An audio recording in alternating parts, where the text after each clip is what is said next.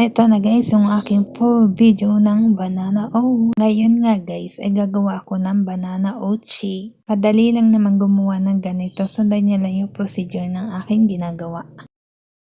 Para makagawa kayo ng masarap na banana oat. Nasa sa inyo naman kung ano ang gusto nyong isama dun sa banana oat. Gusto nyong samahan ng nuts? Pwede guys. Ito nga guys yung ating ingredients. Meron tayong banana, may oatmeal, may dates, may raisin, at syempre, may gatas.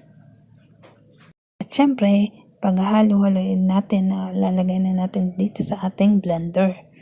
Syempre naman, saan mo pa naman yan ilalagay? At pag okay na, ay di okay na.